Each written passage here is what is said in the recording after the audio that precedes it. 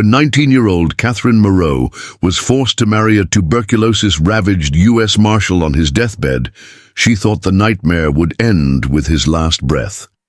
Instead, it had only just begun. Her desperate flight into a Wyoming blizzard should have killed her.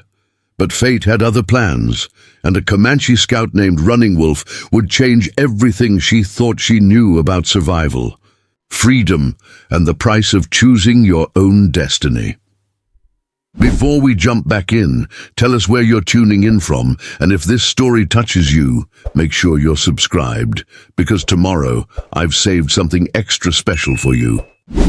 The town of Bitter Ridge, Wyoming Territory, existed as a testament to human stubbornness.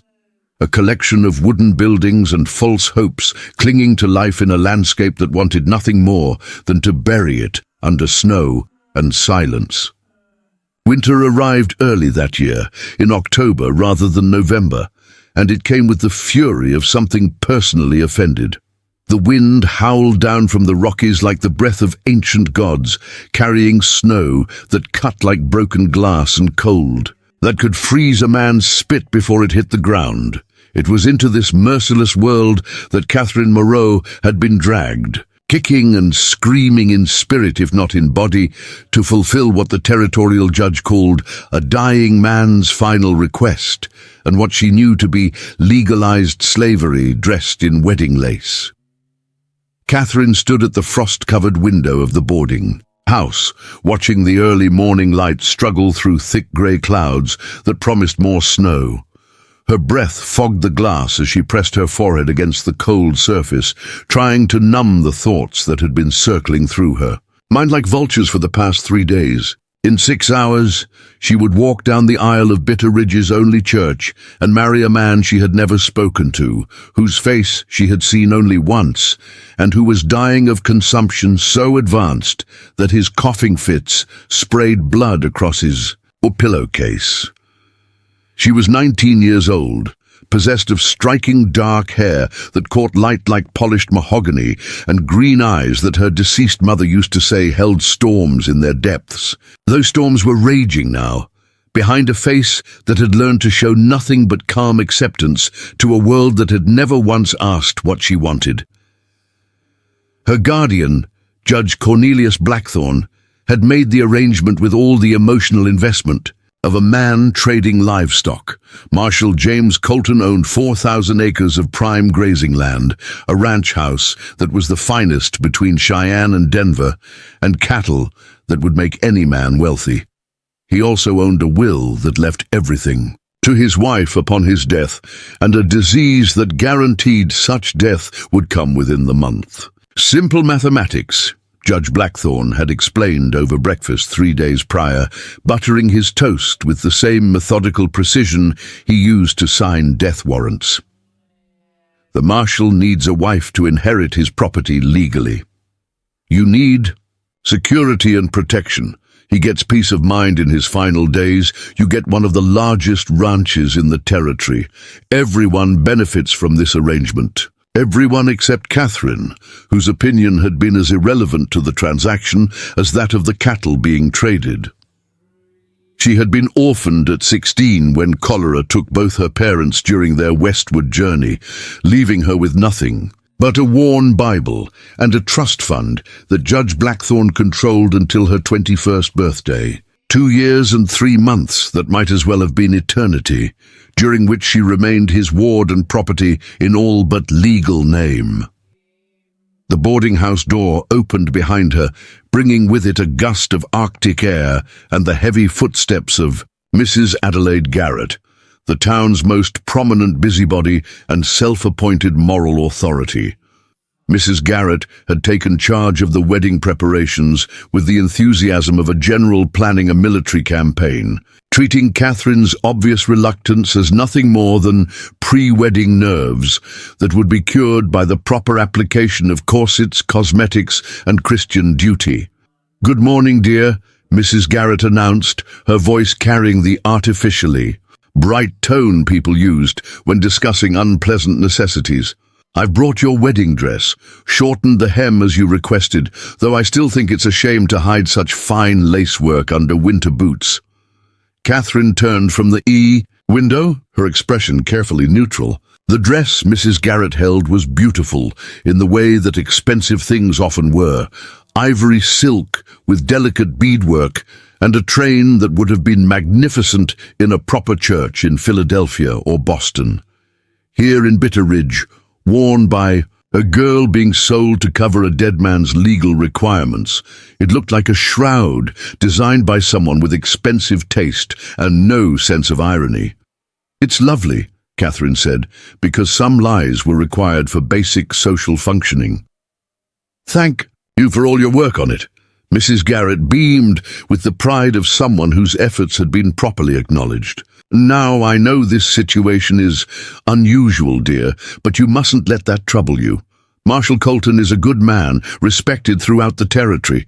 His first wife, God rest her soul, spoke of him with nothing but affection during her final illness. You'll be well cared for, and when the Lord calls him home, you'll have security that most women can only dream of." The casual way Mrs. Garrett discussed profiting from a man's death made Catherine's stomach turn, but she had learned over the past 3 days that expressing such feelings only resulted in lengthy lectures about women's proper roles and Christian resignation to God's will. Instead, she nodded and accepted the dress, holding it against herself as if trying it on rather than measuring it as a burial garment. "Has anyone visited the Marshal this morning?" Catherine asked, hoping her voice sounded appropriately concerned rather than calculating. "Dr. Morrison was there before dawn," Mrs. Garrett replied, settling herself into the room's single chair with the air of someone preparing for a long conversation. "Said the Marshal had a difficult night. Fever broke around 4, but he's much weaker. Dr. Morrison doesn't think—" She paused delicately. "Well, he doesn't think the Marshal will see Christmas." 6 weeks. Catherine felt something cold settle in her chest that had nothing to do with the Wyoming weather. 6 weeks of marriage to a dying stranger. 6 weeks of playing the role of grieving wife to a man she had never chosen. 6 weeks of watching consumption devour someone while she waited to inherit the rewards of his suffering. "I should visit him," Catherine said, though every instinct screamed against it. "Before the ceremony, it seems appropriate." Mrs. Garrett's face brightened with approval. "What a thoughtful girl you are. I'm sure the Marshal will appreciate your consideration. He's been asking about you, you know. Wanted to make sure you had everything you needed, that you were comfortable with the arrangements." The irony was suffocating. The man was more concerned about her comfort than the judge who was supposed to be her protector. Catherine wondered what Marshal James Colton thought about this arrangement, whether he felt any guilt about binding a young woman to his deathbed, whether he understood that she had no choice in the matter. "I'll walk with you," Mrs. Garrett continued, already reaching for her heavy woolen coat. "The wind is fierce today, and we can't have you catching pneumonia before your wedding. That would be a tragedy for everyone." The boarding house where Catherine had spent the last 3 days sat at one end of Bitter Ridge's main street, while Marshal Colton's temporary residence, the town's only hotel, occupied the other end. The walk between them normally took 5 minutes, but today the wind and snow stretched it into an eternity of stinging cold and careful steps on ice-slicked wooden sidewalks. Bitter Ridge's main street told the story of a town built on optimism and sustained by stubbornness. The buildings were solid but unadorned, constructed by people who valued function over beauty and survival over comfort. The general store, the blacksmith shop, the saloon and the church stood like sentinels against the wilderness, each one representing humanity's refusal to surrender to a landscape that clearly preferred solitude. The hotel where Marshal Colton was dying had been built with hopes of attracting wealthy travelers heading west. But such travelers rarely stopped in towns like Bitter Ridge. Instead, it served as temporary housing for territorial officials, circuit judges, and other representatives of distant authority who found themselves stranded by weather or duty in Places they would rather not be. Mrs. Garrett knocked on the door of room 12 with the gentle courtesy reserved for sick rooms and churches. Preparing and narrating this story took us a lot of time, so if you are enjoying it, subscribe to our channel. It means a lot to us now. Back to the story. A voice from within, rough with illness, but still carrying the authority of someone accustomed to being obeyed, called for them to enter. Marshal James Colton was propped up in bed, supported by pillows that couldn't quite disguise how much weight the disease had taken from his frame. He had been a large man once. Catherine could see that in the breadth of his shoulders and the size of his hands. But consumption was a patient thief, stealing flesh and strength bit by bit until only the essential structure remained. His face surprised her. She had expected someone harder, more intimidating, a frontier lawman who had survived decades of violence and lawlessness.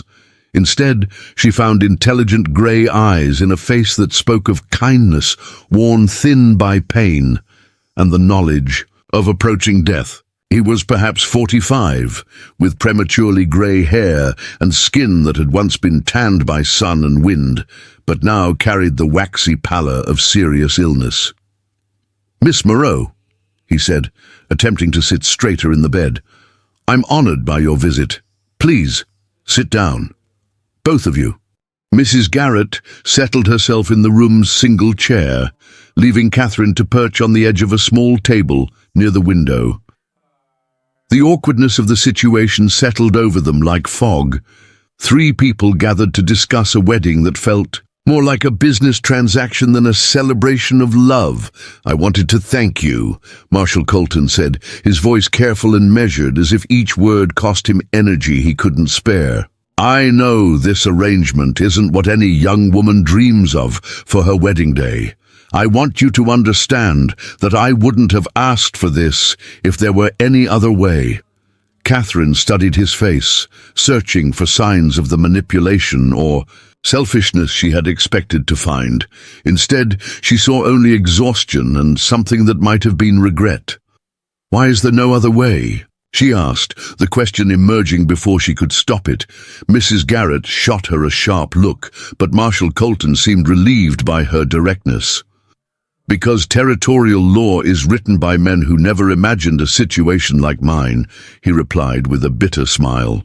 "A man can't will property to orphanages or territorial governments. It must go to family, wife, children, parents, siblings. I have none of those.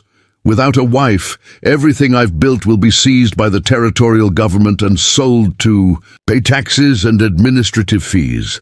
The ranch that could support dozens of families will be carved up and auctioned to men who see only profit in the land." He paused to cough, a wet, rattling sound that seemed to shake his entire frame. When he continued, his voice was weaker, but more urgent. "There are people depending on that ranch, Miss Moreau. Families who work the land, who've built their lives around it. Without legal continuity, they'll be thrown off the property with nothing. Their children will starve or freeze because the law doesn't recognize that a man might want to do something generous with his life's work." Catherine felt the ground shifting beneath her understanding. She had assumed this was about greed, a dying man's attempt to cheat death by binding a young woman to his legacy. Instead, it seemed to be about protection, about finding a way to preserve something valuable in a system designed to destroy it. "But why me?" she asked. "Surely there are other women who would marry a dying man for money." Marshal Colton's smile was gentle, but sad. "Yes, there are. But Judge Blackthorne assured me that you were different, that you had intelligence and character, that you could be trusted to honor the responsibility this inheritance represents." The weight of expectation settled on Catherine's shoulders like a lead blanket. Not only was she being forced into marriage, but she was being forced into stewardship of something she had never wanted and didn't understand. The ranch, the families who depended on it, the future of people she had never met. All of it would become her responsibility the moment Marshal Colton drew his last breath. "I've prepared documents," he continued, reaching for a leather portfolio on the bedside table. "Instructions for the ranch foreman, contacts for lawyers and bank officials, everything you'll need to manage the property. I've also arranged for a substantial cash settlement that will be yours immediately upon our marriage, enough to give you independence if you choose to sell the ranch rather than manage it." Freedom. The word hung in the air like incense, sweet and intoxicating. Enough money to leave Wyoming, to go east where women could sometimes make their own lives, to escape the endless cycle of being owned and controlled by men who saw her as property rather than person. "How substantial?" Catherine asked, hating herself for the mercenary nature of the question, but needing to know what price her liberty might carry. $10,000, Marshal Colton replied. "More than enough to establish yourself anywhere you choose." Mrs. Garrett gasped audibly. $10,000 was more money than most people in Bitter Ridge would see in their entire lives. It was independence made tangible, freedom purchased with a dying man's generosity and guilt. Catherine stared out the hotel room window at the snow-covered street, watching people hurry between buildings with their heads down against the wind. She could be one of them by tomorrow, free to go wherever she chose, to make whatever life she could imagine. All she had to do was marry a stranger and wait for him to die. The moral weight of it made her feel sick. "I need some air," she said abruptly, standing so quickly that she knocked over the small table she'd been sitting on. "I'm sorry, I need to think." She fled the room before either Mrs. Garrett or Marshal Colton could respond, her boots echoing in the hotel's narrow hallway as she made her way to the front entrance. The cold air hit her like a physical blow, but she welcomed the shock of it, the way it cleared her head and made her lungs work harder. Standing on the hotel's front porch, Catherine watched the town go about its daily business despite the weather. The blacksmith was shoeing a horse, sparks flying from his forge into the grey afternoon light. Children were building snow forts in the vacant lot between the general store and the church, their laughter carrying on the wind like music from another world. Life continued, indifferent to her crisis, unstoppable and beautiful and completely beyond her control.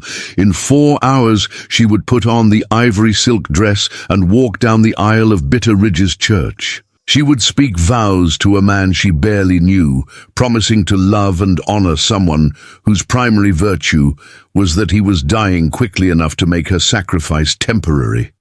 She would become Mrs. James Colton, inheritor of land and cattle, and the responsibility for people whose names she didn't even know. And then what? Wait for death to make her rich? Pretend to grieve for a man she had never loved? Take his money and disappear, leaving his workers and their families to fend for themselves? Catherine pulled her coat tighter against the wind and tried to imagine herself 6 months from now. Would she be in San Francisco, using Marshal Colton's money to buy herself a new identity and a different life? Would she be in Boston, living as a wealthy widow with secrets she could never share? Would she be managing a ranch in Wyoming, playing the role of the dutiful inherited wife to preserve her late husband's legacy? None of these futures felt real.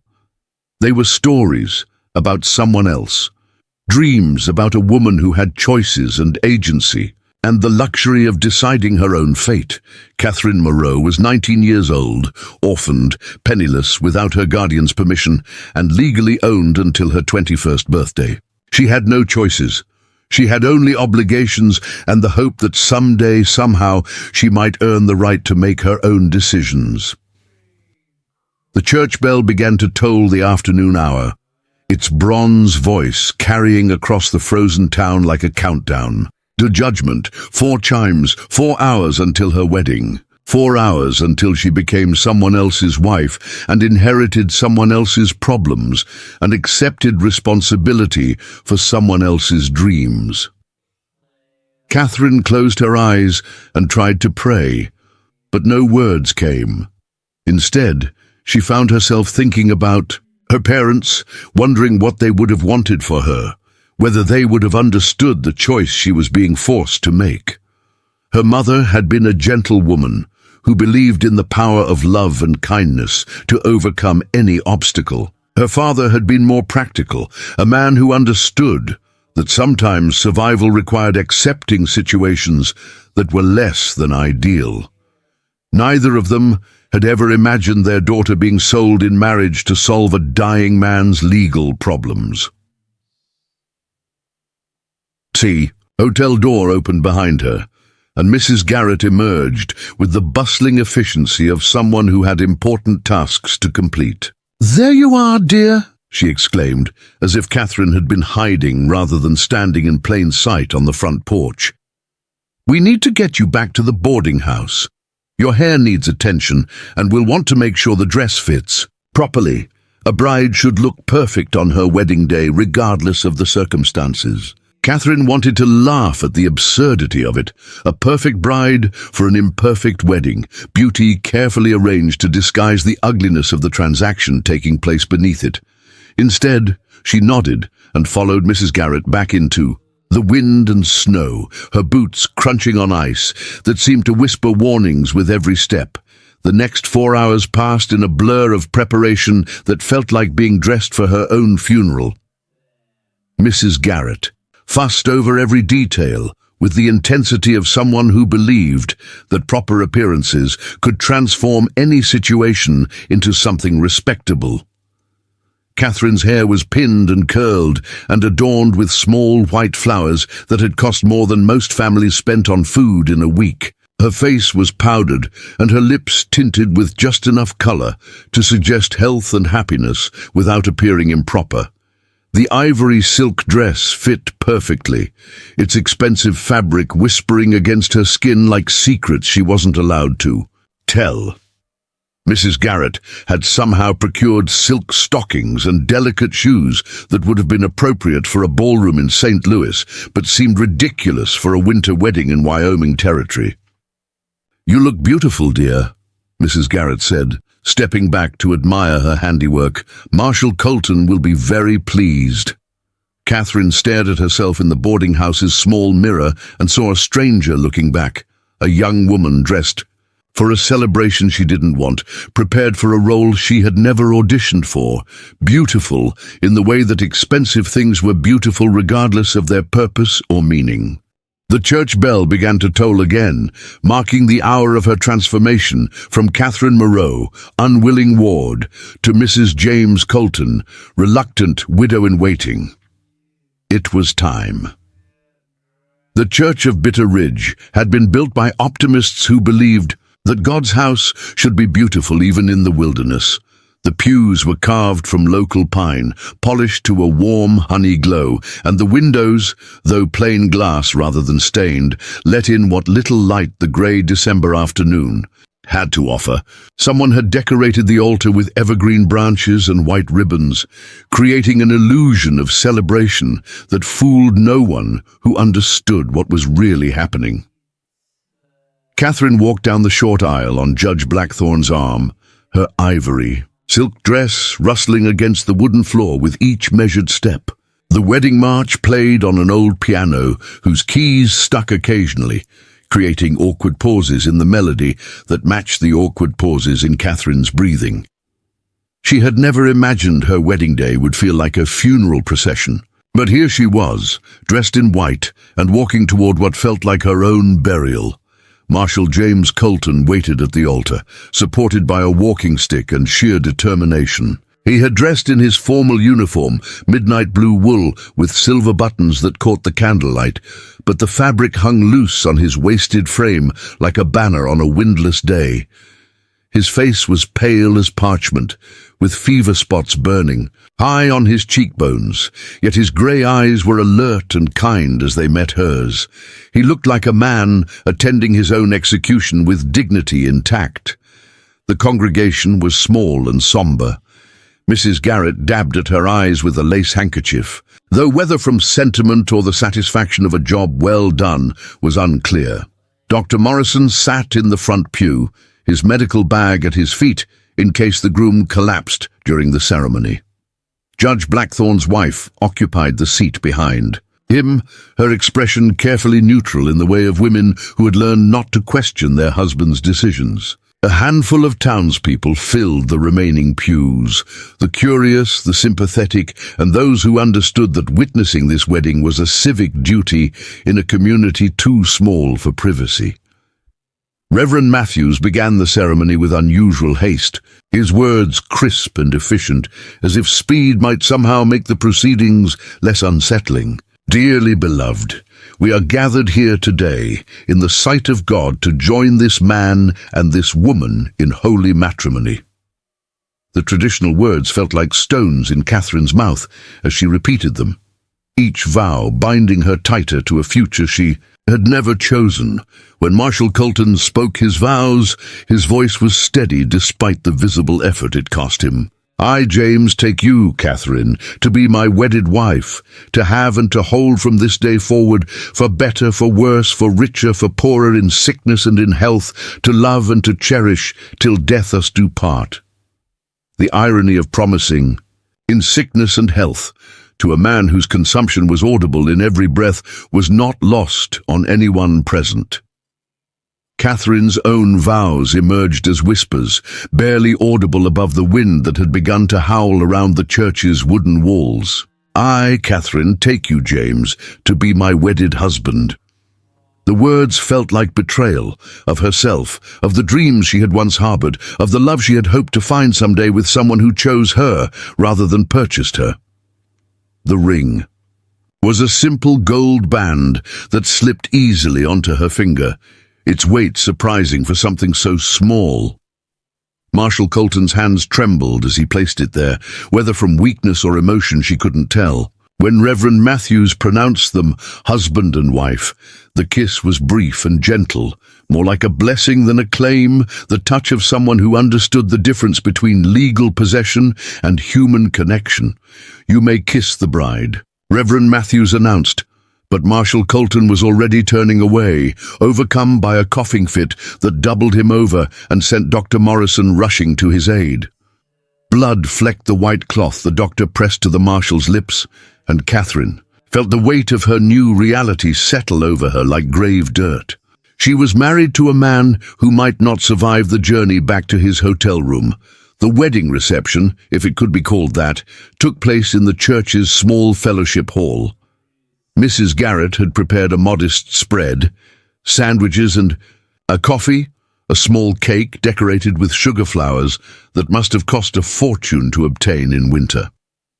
The guests made polite conversation and avoided looking directly at the bride and groom, as if witnessing their discomfort might somehow make them complicit in the arrangement.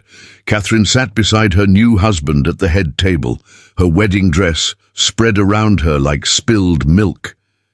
Marshal Colton managed to eat a few bites of cake and sip some coffee, but she could see the effort it required. Every few minutes, he would pause to control his breathing or discreetly cough into his handkerchief. She found herself studying his profile, trying to understand the man she had just pledged her life to. Are you sorry? He asked quietly, his voice meant for her ears alone. About what? Catherine replied, though she knew exactly what he meant. About all of this, the wedding, the circumstances, me. His grey eyes were direct and honest, demanding the same in return. Catherine considered lying, offering the polite reassurances that social convention required. Instead, she found herself speaking the truth. I'm sorry that we're both trapped by laws that don't account for human complexity. I'm sorry that you're dying and I'm being sold, and neither of us has any real choice in the matter. But I'm not sorry about you, if that makes sense. A small smile crossed his face, the first genuine expression of pleasure she had seen from him. It makes perfect sense. You have more honesty than most people twice your age. Honesty is a luxury I can afford, Catherine replied. I have nothing left to lose by telling the truth. Before Marshal Colton could respond, Judge Blackthorn appeared at their table with a leather portfolio and the satisfied expression of a man concluding successful business. The legal documents are ready for your signatures, he announced. Best to complete the formalities while we're all gathered. The papers were spread across the white tablecloth like a contract with the devil. Marriage certificates, property transfers, bank authorizations, and the all-important will that would make Catherine one of the wealthiest widows in Wyoming Territory the moment her husband drew his last breath.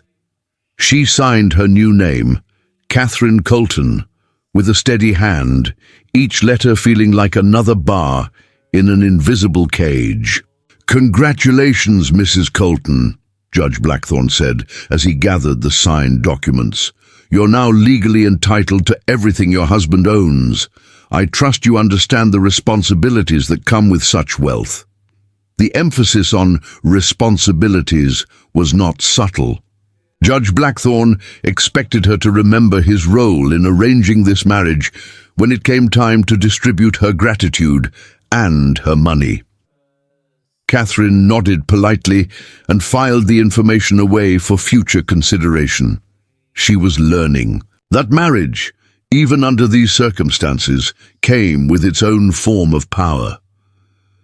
The reception ended as the sun disappeared behind the mountains, taking with it what little warmth the day had offered. The temperature was dropping fast, and the wind carried the promise of serious snow before morning. Marshal Colton had grown visibly weaker during the afternoon, his face grey with exhaustion and his breathing increasingly labored. "We should get you back to the hotel," Dr. Morrison said, appearing at the marshal's elbow with professional concern. "This weather is no friend to consumption, and you've done enough for one day." Catherine helped her husband to his feet, surprised by how light he felt, as if the disease was hollowing him out from the inside, leaving only the essential framework of the man he had been.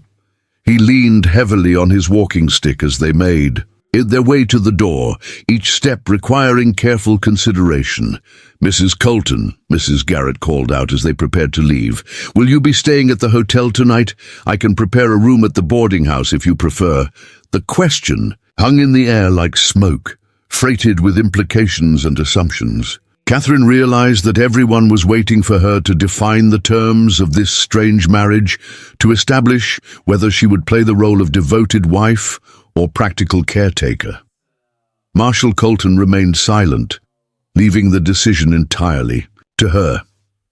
"I'll stay at the hotel," Catherine said, the words emerging before she had fully considered them. "My husband needs care, and it's my duty to provide it." The approval in Marshal Colton's eyes was worth the sacrifice of privacy and comfort that her decision represented. Whatever else this marriage might be, it would not be defined by abandonment or indifference. The walk to the hotel took nearly 20 minutes, slowed by Marshal Colton's need to rest every few steps and the increasing ferocity of the wind. Snow was beginning to fall, not the gentle flakes of a typical winter evening, but hard pellets that stung exposed skin and accumulated rapidly on the ground. By the time they reached the hotel's front porch, Catherine's wedding dress was soaked through, and her silk shoes were ruined beyond repair. Marshal Colton's room had been prepared for a wedding night, though not the kind that either of them wanted. Someone had brought fresh flowers and expensive wine, lit candles around the small space, and turned down the bed with rose petals scattered across white sheets. The romantic atmosphere felt macabre given the circumstances, a death chamber decorated. "For love, I can sleep in the chair," Catherine said, gesturing toward the room's single piece of furniture besides the bed. "You need the rest more than I do." "Absolutely not," Marshal Colton replied, his voice gaining strength from indignation. "You're my wife now, which means you deserve better treatment than I've received from this arrangement. Take the bed." "I've been sleeping poorly anyway. The coughing keeps me awake." They compromised by sharing the space with the careful courtesy of strangers, maintaining the pretense of intimacy while respecting the reality of their situation. Catherine changed into a nightgown behind a makeshift screen created by hanging blankets, while Marshal Colton prepared for sleep with the methodical efficiency of someone managing a chronic illness. The storm intensified as the night wore on, wind howling around the hotel's walls and snow piling against the windows with the persistence of something alive and hungry. Catherine lay awake listening to her husband's labored breathing, counting the seconds between coughs, measuring the progression of his disease by the sounds it made in the darkness. Sometime after midnight, Marshal Colton began to speak, not to her directly, but to the darkness itself, as if fever had loosened his tongue and allowed long-held secrets to escape. "I was married before," he said, his voice barely audible above the storm. "Mary, she died of the same thing that's killing me now. Consumption. Caught it from me, probably, though the doctors could never say for certain." He paused to cough, a wet sound that seemed to echo in the small room. "That's why I never remarried. Couldn't bear the thought of giving this disease to another woman I cared about." Catherine turned toward him in the darkness, though she could see nothing but shadows. "Then why now? Why marry me if you're worried about contagion?" "Because you're young and strong, and you'll outlive whatever damage I might do to you. Because the ranch needs someone to protect it, and you need protection from men like Judge Blackthorne who see you as property rather than person. Because sometimes the best we can do is make bargains with our guilt and hope they serve some greater purpose." The honesty was devastating in its simplicity. He wasn't trying to justify the arrangement or pretend it was anything other than what it was. A transaction designed to solve multiple problems at the expense of one young woman's freedom. But he was also acknowledging the moral weight of that transaction, accepting responsibility for his part in it. "I've left instructions with my foreman," he continued. "If you decide to sell the ranch after I'm gone, he's to help you get fair value. If you decide to keep it, he's to teach you everything you need to know about running it. Either way, you'll have choices. Real choices, not the kind that Judge Blackthorne offers." Catherine felt tears on her cheeks, though she couldn't say whether they were for him, for herself, or for the impossibility of their situation. "What if I make the wrong choice?" "There are no wrong choices," Marshal Colton replied. "Only choices and their consequences. The freedom to make mistakes is the most valuable thing I can give you." The storm continued to rage outside, but inside, the small hotel room, something like peace had settled between them. Catherine closed her eyes and tried to sleep, listening to the wind and her husband's breathing and the sound of snow against glass. Tomorrow would bring new challenges and decisions, but tonight she was warm and safe and legally free from Judge Blackthorne's control. She didn't know it yet, but the storm building outside was more than just weather. It was the beginning of everything that would change her life forever. By dawn, Bitter Ridge would be buried under 3 feet of snow, and Marshal James Colton would be dead. Catherine woke to silence, the kind of profound quiet that follows great storms and precedes greater revelations. The howling wind had stopped sometime during the night, leaving behind an eerie calm that made her skin prickle with unease. Pale morning light filtered through frost-covered windows, casting everything in shades of silver and blue that reminded her of cemetery monuments. She turned toward the bed, where her husband, of less than 12 hours, lay motionless beneath heavy quilts, his face peaceful in a way it had never been during his waking hours.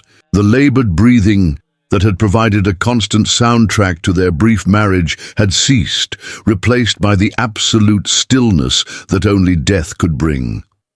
Marshal James Colton had slipped away while she slept, leaving her with a wedding ring, a vast inheritance and secrets that would reshape everything she thought she knew about her situation. "James," she whispered, though she already knew he wouldn't answer. She reached out to touch his forehead, finding skin that was cool and waxy to the touch. His grey eyes, which had shown such kindness during their few conversations, now stared sightlessly at the ceiling.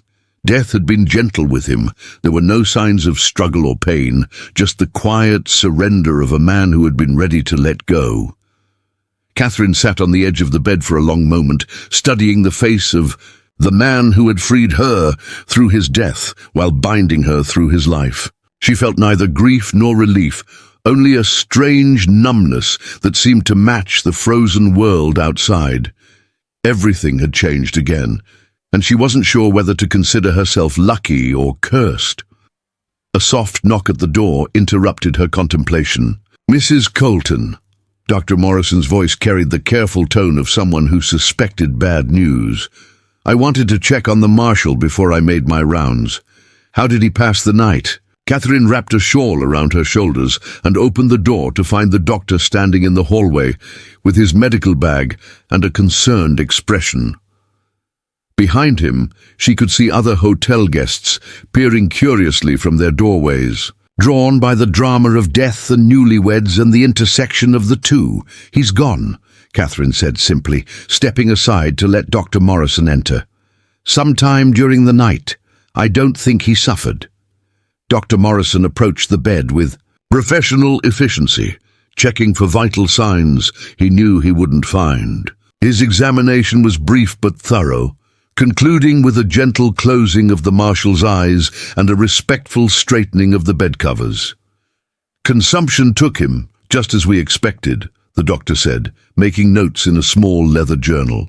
"His heart finally gave out from the strain. You were right, there's no sign he suffered. He simply went to sleep and didn't wake up." The clinical description should have been comforting, but Catherine found it strangely disturbing. Death reduced to medical terminology, a life's end summarized in a few sentences written in a doctor's cramped handwriting. James Colton had been a complex man with hopes and regrets and responsibilities, and now he was simply another case study in the progression of terminal illness. "I'll need to inform Judge Blackthorne," Dr. Morrison continued, closing his journal with a snap. "There will be legal proceedings, of course.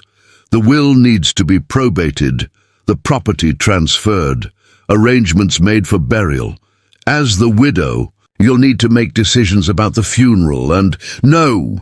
The word emerged from Catherine's mouth with surprising force, causing Dr. Morrison to look up in surprise. "I mean, not yet. I need some time to process this, to understand what's happened." Dr. Morrison's expression softened with what might have been sympathy or concern. "Of course, Mrs. Colton. This is a shock, even though we knew it was coming. Take whatever time you need. I'll handle the immediate notifications and arrangements." After the doctor left, Catherine found herself alone with her dead husband and a hotel room that suddenly felt like a tomb. She dressed quickly in her traveling clothes, practical wool and leather that could withstand Wyoming weather, not the silk and lace that had marked her brief tenure as a bride.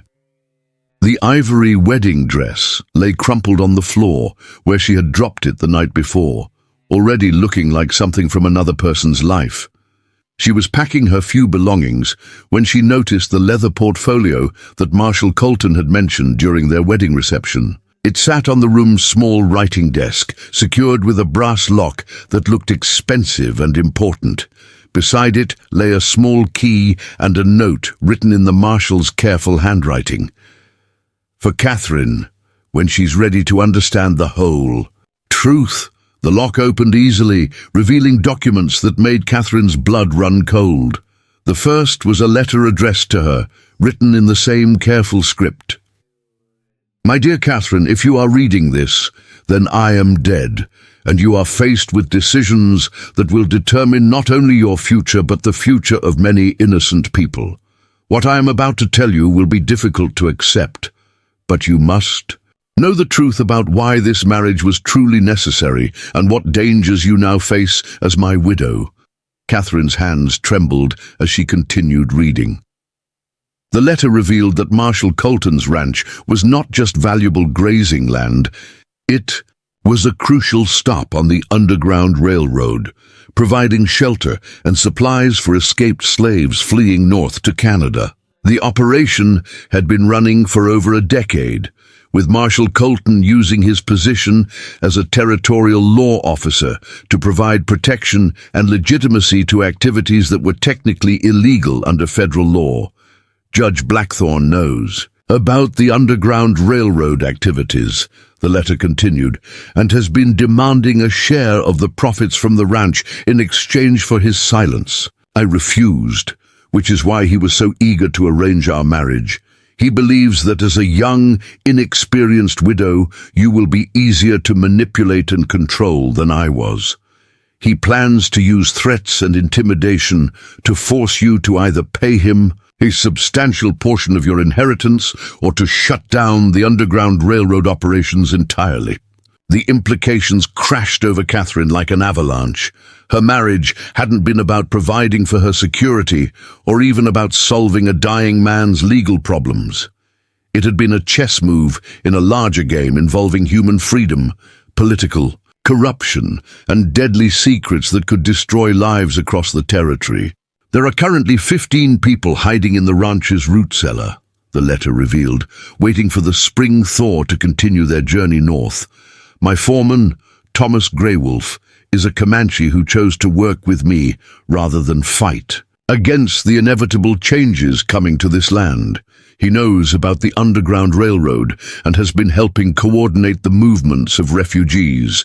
He can be trusted completely, but he will need your authorization to continue the operations. Without your support, those 15 people will be trapped with nowhere to go and no protection from slave catchers who are already searching for them. Catherine set the letter down with shaking hands, her mind reeling from the weight of responsibility that had just been placed on her shoulders. She had gone from being an unwilling bride to a reluctant widow, to the protector of people she had never met, whose lives depended on her willingness to continue activities that could result in her imprisonment or death if discovered. The portfolio contained additional documents that painted an even more complex picture. Maps showing safe routes through Wyoming territory, lists of contacts in towns along the escape routes, financial records detailing the enormous costs of feeding, clothing, and transporting refugees. And most disturbing of all, reports about increased activity by professional slave catchers who were being paid generous bounties to track down and return escaped slaves to their owners. One report, dated just a week before Catherine's wedding, contained information that made her stomach turn. 3 slave catchers named Morrison, Blake, and Hutchins had been seen in towns throughout the territory, asking questions about the Underground Railroad and offering rewards for information about its operations. They were working their way systematically toward Bitter Ridge, following rumors and tips that suggested a major stop on the escape route was located somewhere in the area. Catherine realized with growing horror that her husband's death had created a crisis that extended far beyond her personal situation. The 15 people hiding on the ranch were now completely vulnerable, their protector gone and their safety dependent on a 19-year-old woman who knew nothing about Underground Railroad operations or the dangers involved in such work. Sudden commotion in the hotel corridor interrupted her reading. Voices were raised in argument, and she could hear Judge Blackthorne's distinctive tone cutting through the discussion like a blade through fabric.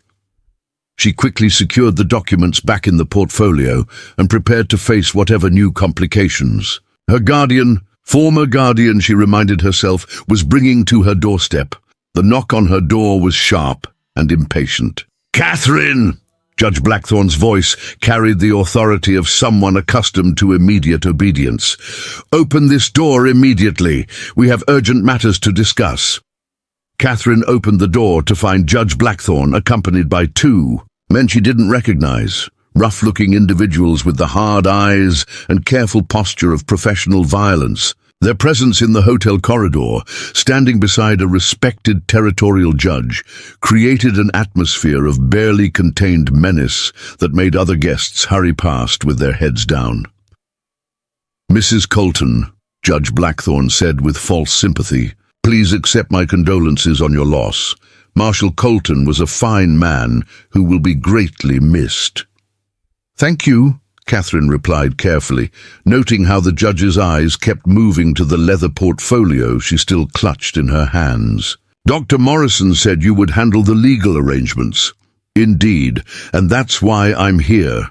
These gentlemen are Mr. Morrison and Mr. Blake. They represent certain federal interests regarding your late husband's property.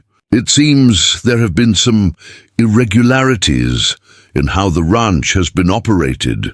Catherine's blood turned to ice water as she recognized the names from the report she had just been reading.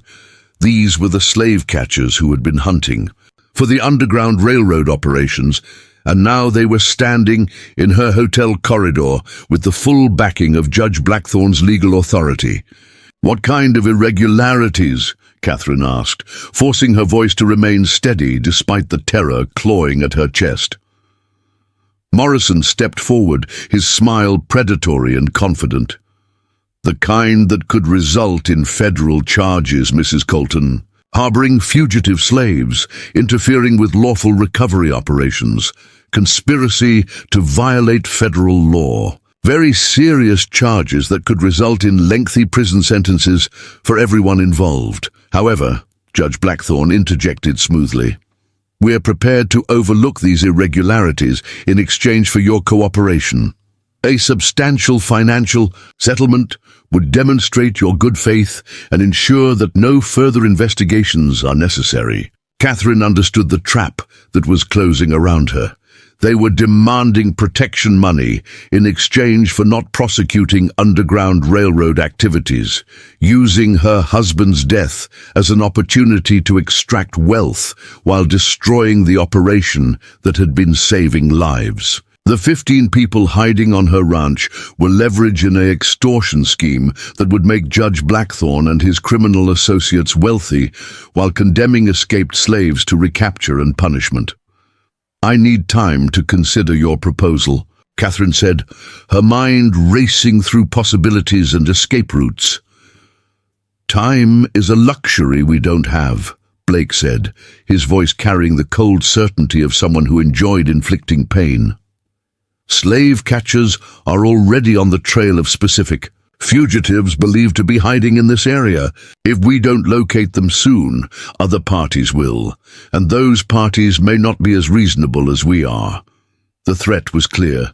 Cooperate with their extortion scheme, or watch as the people she was now responsible for protecting were dragged back to slavery by men who would be paid handsomely for their brutality. "I understand," Catherine said, though she understood far more than they realized.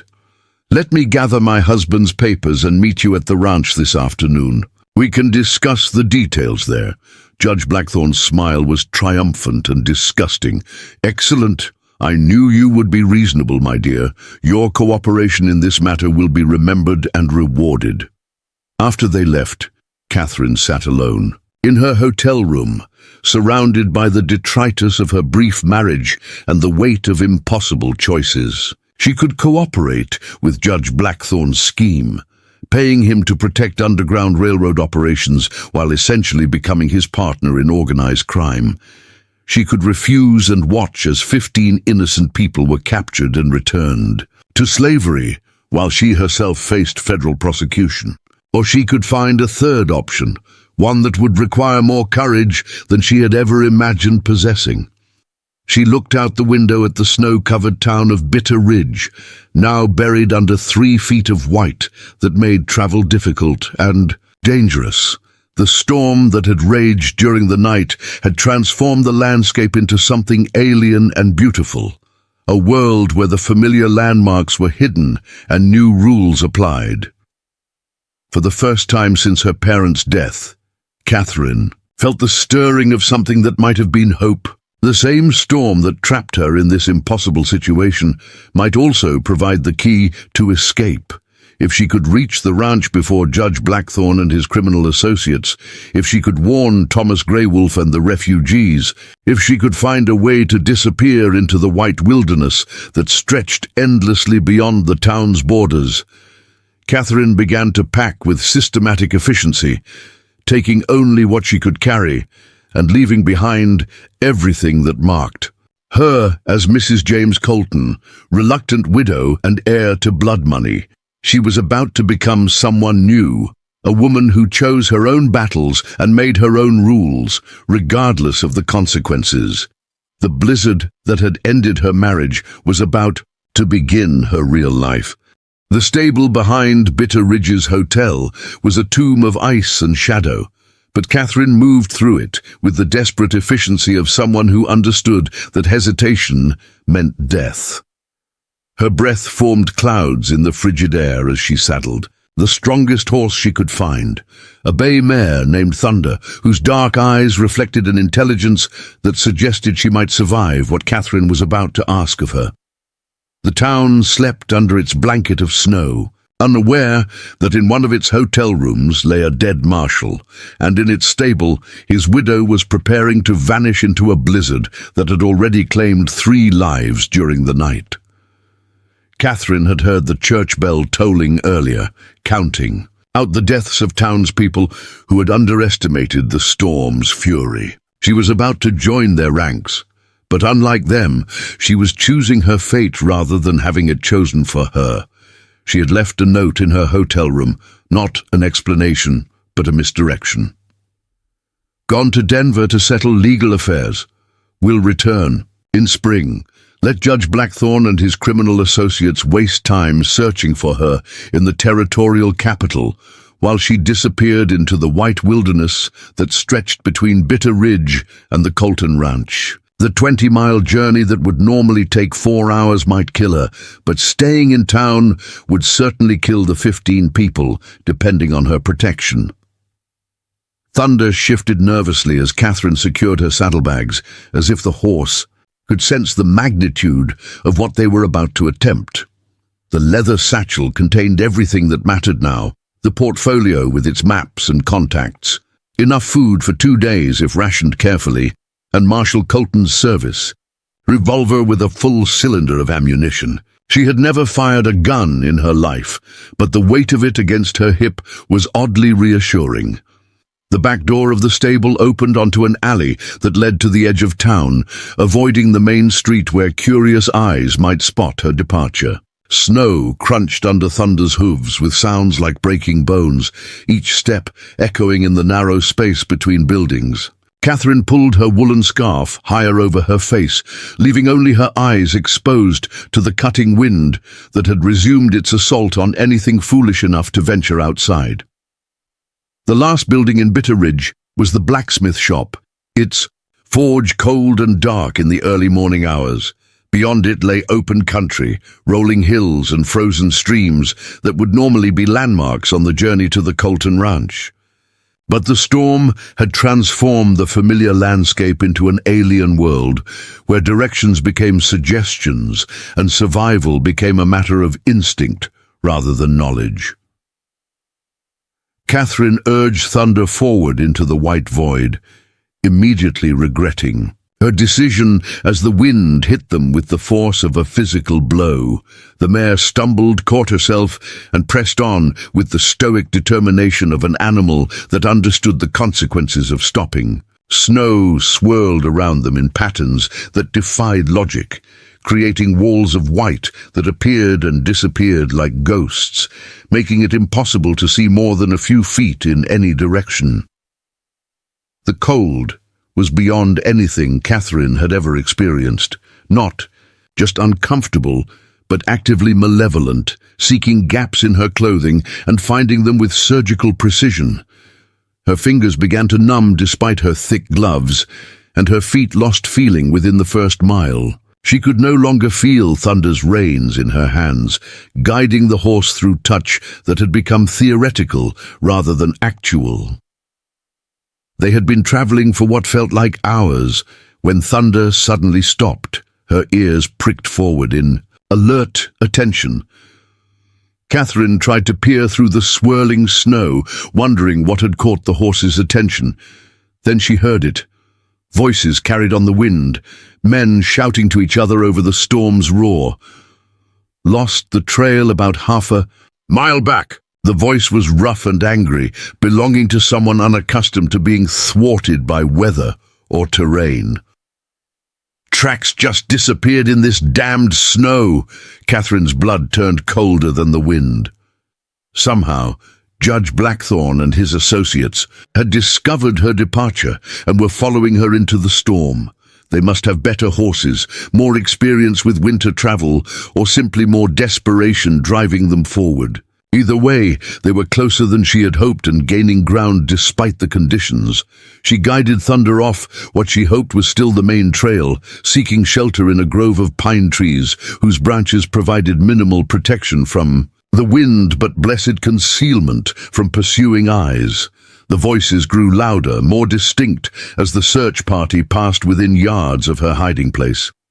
"Should have killed her at the hotel," a second voice complained. This one belonging to Morrison, the slave catcher.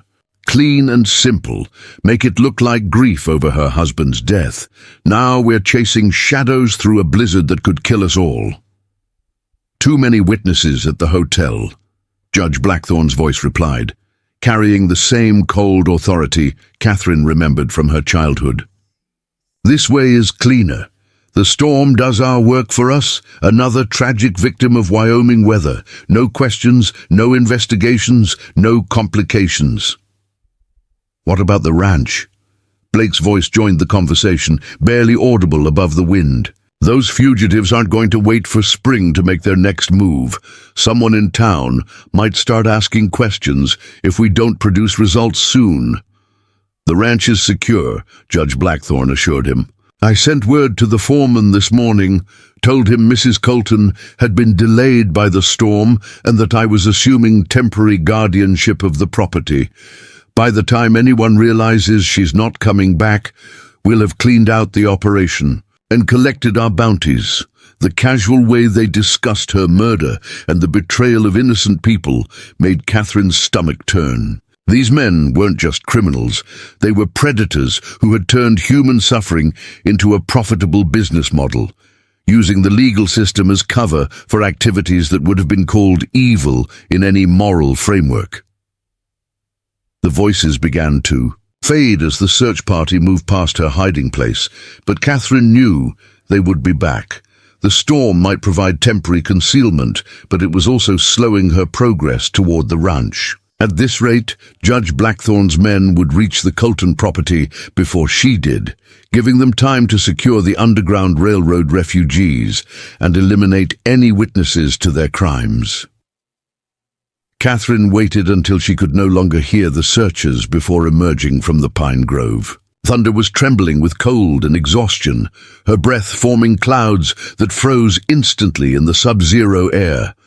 The mare's willingness to continue was heroic, but Catherine could see that both horse and rider were approaching the limits of endurance. The landscape had become completely alien, familiar landmarks buried under snowdrifts that shifted and changed with each gust of wind.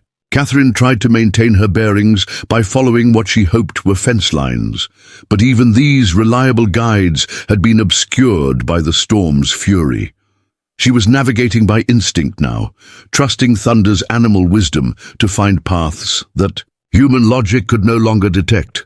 It was during one of these blind advances through the white chaos that disaster struck. Thunder stepped into what appeared to be solid ground, but was actually a snow-covered creek bed, her front legs plunging through thin ice into water that immediately began to freeze around her hooves. The mare panicked, thrashing wildly as she tried to extract herself from the trap, her movements only making the situation worse. Catherine threw herself from the saddle, landing hard in snow that came up to her waist. She struggled toward Thunder's head, trying to calm the frightened animal while assessing the damage. The ice was too thin to support the horse's weight, but too thick to break easily, creating a trap that could prove fatal for both of them. Working, with hands that had lost all feeling, Catherine began breaking away chunks of ice around Thunder's legs, creating space for the horse to find purchase on more solid ground. The work was exhausting and dangerous. One wrong move could result in both of them falling through the ice into the swift-moving water beneath. After what seemed like hours, but was probably only minutes, Thunder managed to extract herself from the creek bed, but the effort had cost both horse and rider precious energy and time. The mare was limping now, favoring her right front leg, and her breathing had become labored. Catherine's own condition was deteriorating rapidly. Her clothes were soaked through from the creek water, and the wind was turning the moisture into ice that crackled with every movement. They pressed on because stopping meant death, but Catherine knew they were fighting a losing battle against the elements. The cold was no longer just uncomfortable, it was becoming a living thing that crawled under her skin and wrapped around her bones, making every breath a conscious effort and every step a victory against her body's desire to simply lie down. In the snow and sleep, the hallucinations began sometime after midday, though the storm made it impossible to judge time with any accuracy. Catherine began seeing shapes in the swirling snow, buildings that weren't there, people who beckoned from paths that led nowhere, warm fires that vanished when she tried to approach them. She understood with the clarity that sometimes comes, at the edge of death, that these were signs of severe hypothermia. Her brain's attempt to find comfort in a situation where none existed. Thunder was suffering too, her steps becoming increasingly unsteady as ice formed around her hooves and exhaustion sapped her strength. The mare's breath came in harsh gasps that spoke of lungs working beyond their capacity, and her ears, no longer, moved to track sounds in their environment. They were both dying by degrees, victims of Catherine's desperate gamble against impossible odds. It was Thunder who spotted the shelter first, her animal instincts detecting something that Catherine's failing human senses had missed. The horse turned sharply to the left, following what might have been a trail, or might have been wishful thinking, leading them toward a dark shape that resolved itself into the miracle of human construction. A line shack, one of the small shelters that ranchers built to provide emergency refuge for cowboys caught by sudden storms. Catherine fell rather than dismounted from Thunder's back, her legs no longer capable of supporting her weight. She crawled through snow that felt like ground, glass against her exposed skin, reaching the shack's door with the last of her strength. The wooden structure was unlocked, frontier courtesy that acknowledged that locked doors meant death in weather like this. Inside, the shack was dark and cold, but blissfully free from the wind that had been her constant enemy for hours. Catherine collapsed on the floor, her body shaking uncontrollably as delayed shock set in. Thunder had followed her into the small space, the horse's presence adding vital warmth to the enclosed area. Catherine forced herself to remain conscious long enough to assess their situation. The shack contained basic supplies, blankets, matches, a small supply of firewood, and some emergency food. More importantly, it provided shelter from the wind that would have killed them both within the hour. Her hands were so numb that lighting a fire became an exercise in pure determination, requiring multiple attempts before the kindling finally caught. The small flame seemed like a miracle, pushing back the darkness and beginning the slow process of restoring warmth to the frozen shelter. As feeling began to return to her extremities, Catherine realized how close she had come to death. Another hour in the storm would have finished both her and Thunder, adding their bodies to the winter's toll of those who had underestimated the fury of a Wyoming blizzard. But they had survived, and survival meant opportunity. The storm that had nearly killed her was also protecting her from Judge Blackthorn's pursuit. No one would be traveling in weather like this unless driven by absolute necessity, which meant she had gained precious time to rest, recover, and plan her next move. Outside, the wind continued to howl like something alive and hungry, but inside the line shack, Catherine was warm and safe and still alive. The game was far from over, and she was learning that survival could be its own form of victory. She had no way of knowing that less than 2 miles away, another survivor was making his own calculations about the storm, the danger, and the strange. Tracks he had spotted leading toward the line shack he had been using as his own temporary shelter. Catherine woke to the sound of someone moving outside the line shack, not the random noise of wind-driven debris, but the deliberate footsteps of something that walked on two legs and possessed intelligence enough to approach with caution. Her hand instinctively moved to the revolver at her hip as she listened to the careful scrape of boots against frozen wood, the soft whisper of someone testing the door's security without immediately announcing their presence. Thunder lifted her, head from where she had been resting, ears pricked forward in alert attention but showing no signs of alarm. Whatever was outside, the horse didn't perceive it as a threat. Catherine found this oddly reassuring. Animals possessed instincts about danger that humans had largely forgotten, and Thunder's calm suggested their visitor might not be one of Judge Blackthorn's killers. The knock, when it came, was soft and respectful. 3 gentle taps that somehow managed to convey both awareness of occupancy and respect for whoever might be inside. Catherine rose silently from her makeshift bed of blankets, moving to a position where she could see through the shack's single frost-covered window without exposing herself to direct view from outside. What she saw made her breath catch in her throat. A man stood in the swirling snow outside her shelter, but he was unlike anyone she had ever encountered.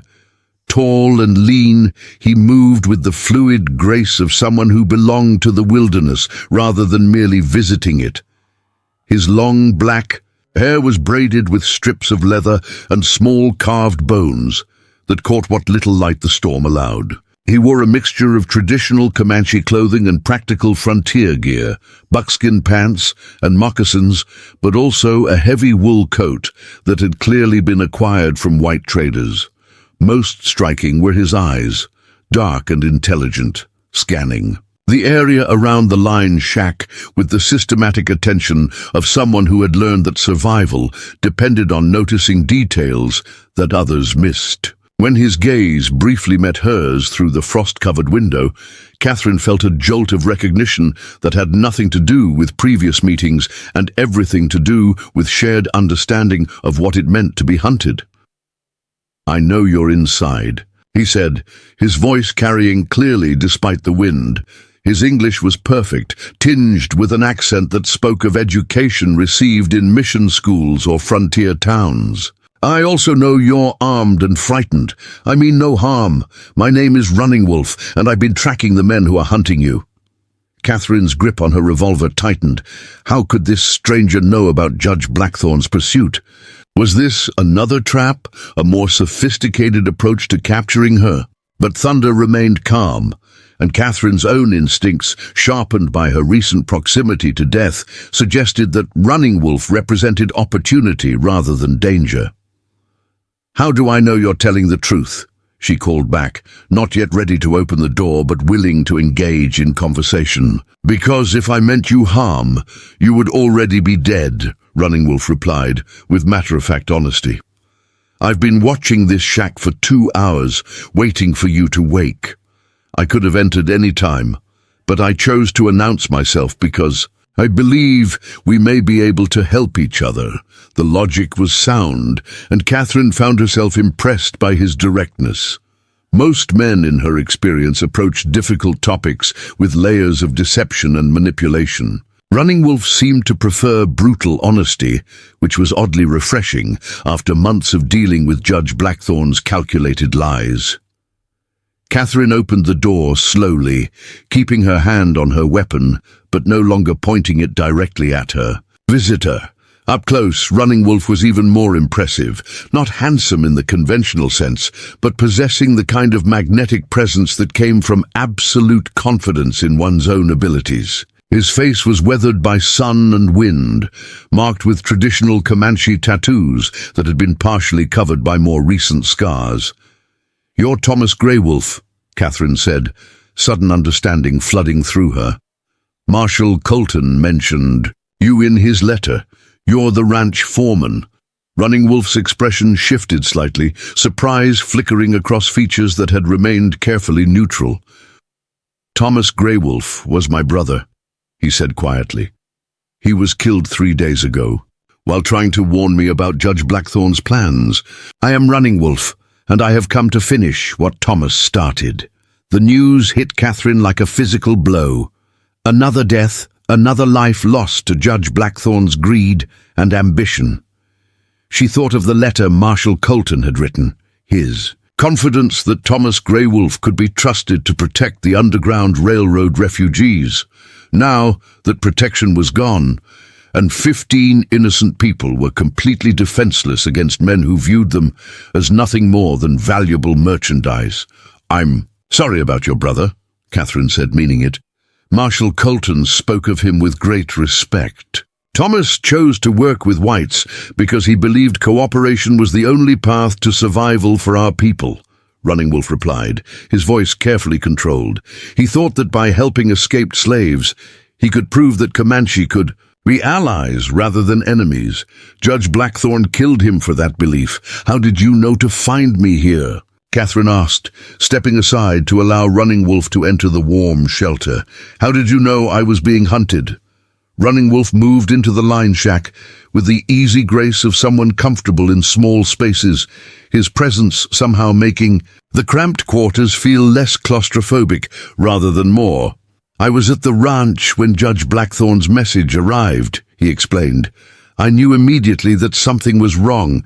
The Marshal would never put you in danger by sending you out in a storm like this. I came looking for you and found the tracks of your pursuers first." He settled onto the floor across from the small fire, his movements economical and precise. 3 men, well armed, following your trail with the persistence of professional hunters. They lost your tracks when you left the main path, but they're not giving up. They've taken shelter in an abandoned farmhouse about 5 miles from here, waiting for the storm to pass before resuming their search. Catherine felt her stomach tighten with fear and anger. "They plan to kill me and claim the ranch for themselves. They're using the Underground Railroad refugees as leverage, threatening to turn them over to slave catchers unless I cooperate with their extortion scheme." "I know," Running Wolf said simply. "That's why we need to reach the ranch before they do. The people hiding there have no idea what's coming. They're depending on protection that no longer exists." Catherine studied his face, searching for signs of deception or hidden agenda.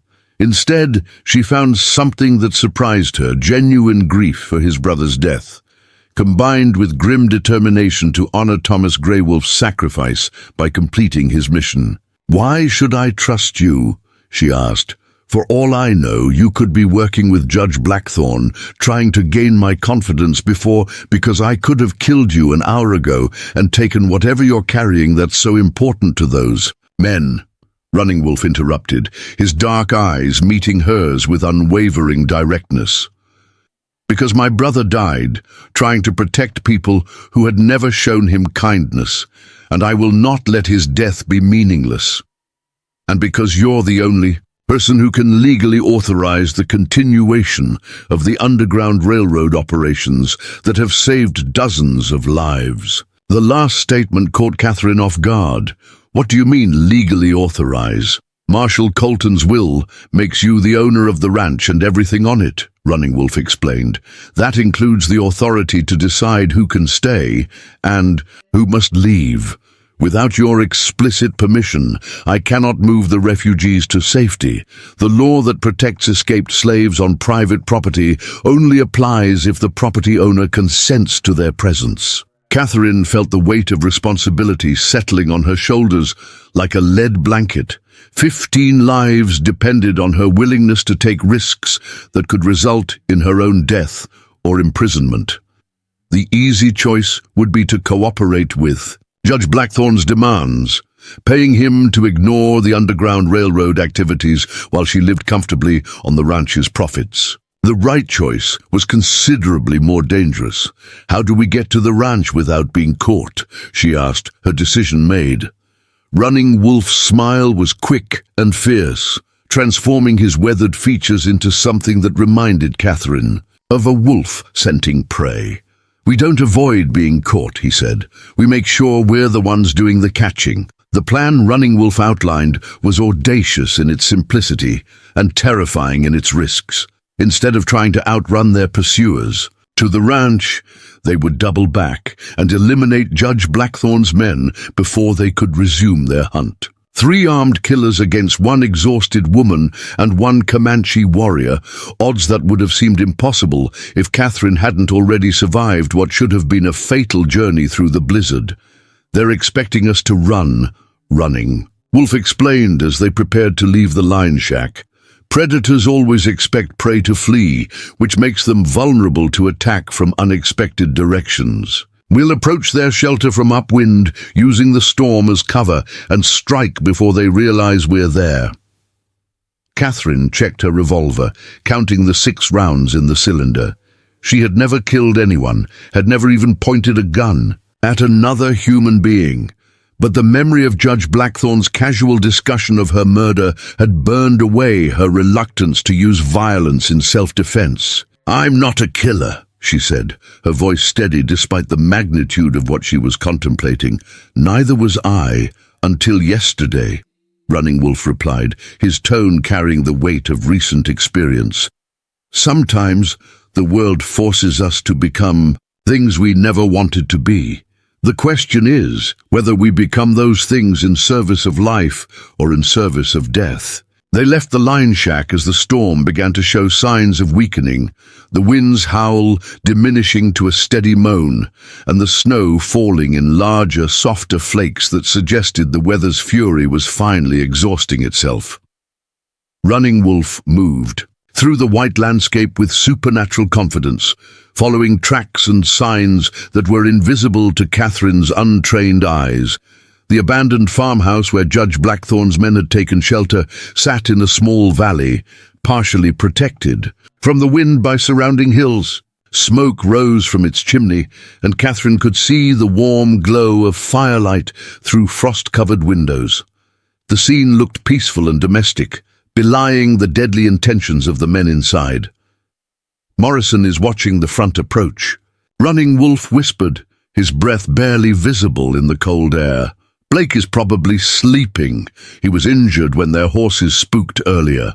Judge Blackthorn is maintaining the fire and planning their next move."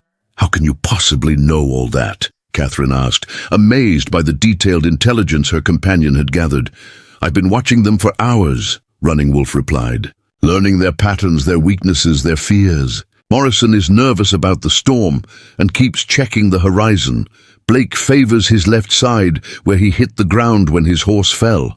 Judge Blackthorn is angry and impatient, making decisions based on emotion rather than strategy."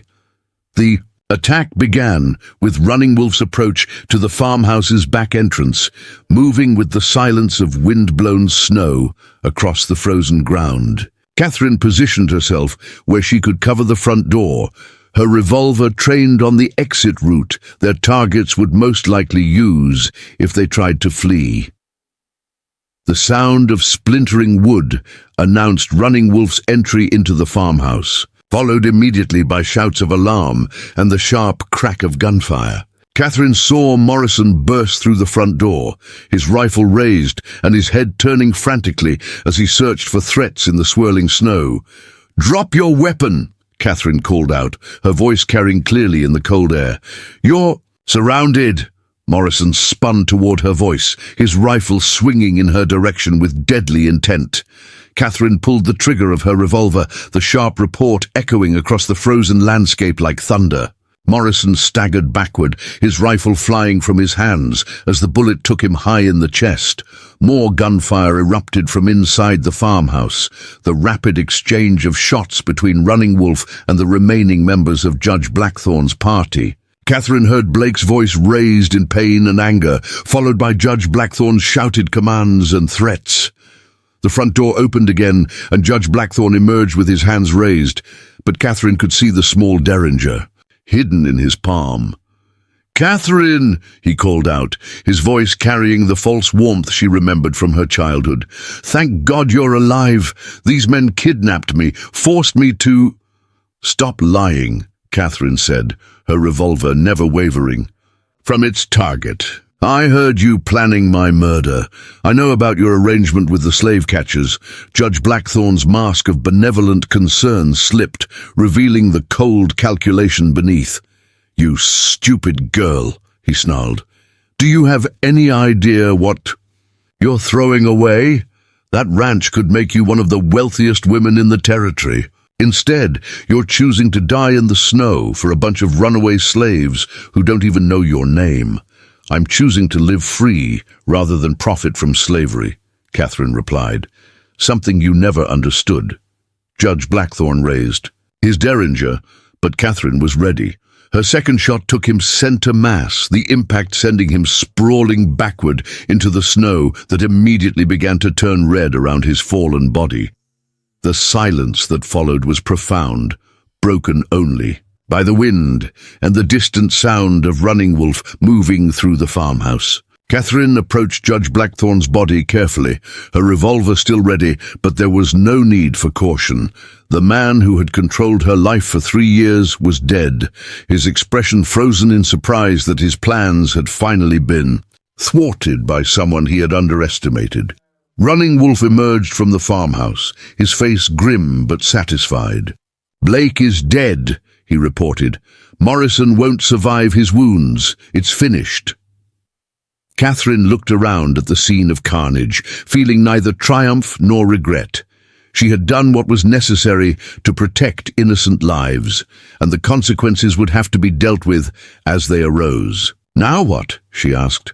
"Now we save the people your husband died trying to protect," Running Wolf replied, "and then we decide what kind of life you want to build on the foundation of the choices you've made today."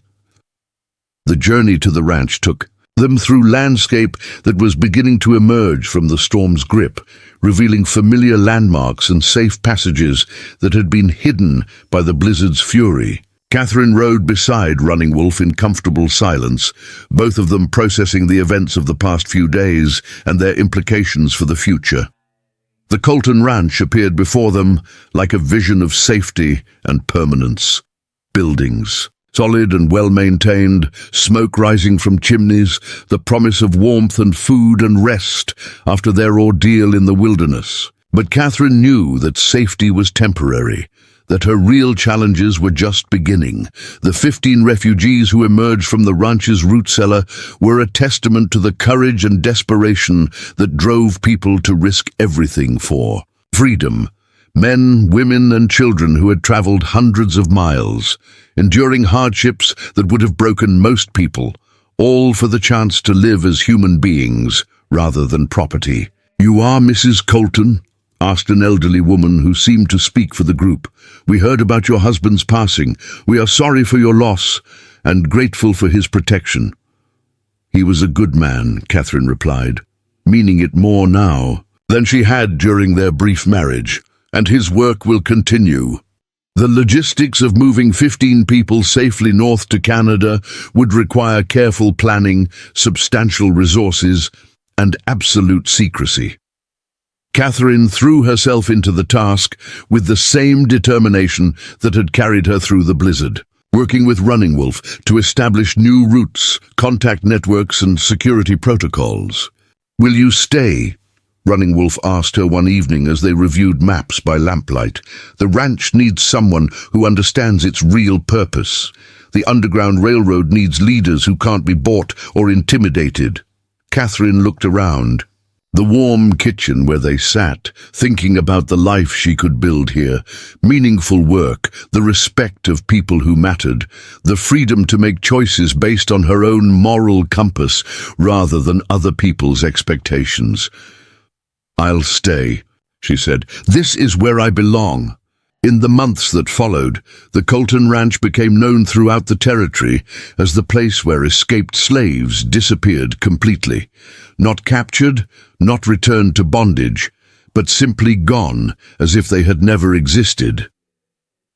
Catherine Colton developed a reputation as a woman who could make impossible things happen, who could move people and resources with efficiency that seemed supernatural. She never remarried, though she received many offers from men who were attracted to her wealth and independence. Running Wolf remained as her foreman and closest advisor. Their partnership built on mutual respect and shared commitment to work that most people couldn't understand. The official story of Judge Blackthorn's death was that he had been killed by bandits while traveling during the storm, a tragic but not uncommon fate for those who underestimated Wyoming's dangers. The truth was buried with the men who had died in the abandoned farmhouse, becoming another secret that the land kept. Catherine kept Marshal Colton's portrait in her study, not as a shrine to lost love, but as a reminder of the man who had given her the tools to build her own life. She had been forced to marry a dying Marshal, had fled into a blizzard that should have killed her, and had been found half frozen by a Comanche scout who became her closest ally.